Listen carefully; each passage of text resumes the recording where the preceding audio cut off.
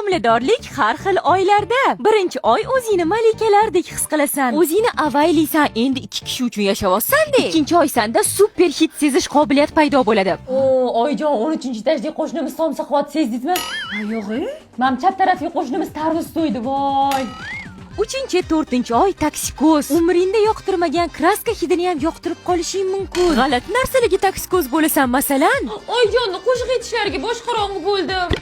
Kelin. Zebo. Bolamiz uchun-ku. Arqa sochiga malak, yonboshga tashlab o'yna. O'ynayversinlar. Zebo. Bola xolayapti.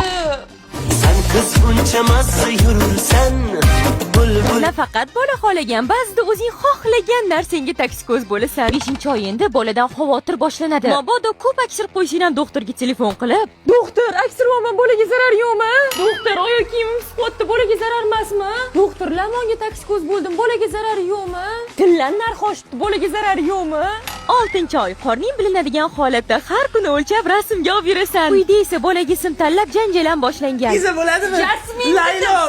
7-8 oy og'irlashasan. Turish bir azob, o'tirish bir azob, yerga qarab yota olmaysan. Restoranimizni ko'rmagan ekanman, tepasida 10 ta, pastida 5 ta bayi bor ekan-a? Lekin endi senga hamma g'amxo'r. Sen bemalol damingni olaver. Kirlarni o'zim yuvib qo'yaman. Och kiyimdagi dog'larni ketkazishni bilasizmi? Qanaqa ketkazadi uni? Ana vannada bayi bor. Qanaqa qilib ishlatadi uni? Tog'oraga 2 qoshiq bayidan solib, ustiga qaynosini solib, 1 soatlik kiyimlarni yuvib qo'yasiz. Yuvgandan keyin oddiy kirmoshni yuvorsangiz bo'ldi. Bo'ldi, o'zim yuvib qo'yaman. 9-oy hamma tug'ishingni kutyapti. Sal qattiq aksir borsin ham. Voy, boshlandimi kelin? Yo'q, aksirdim.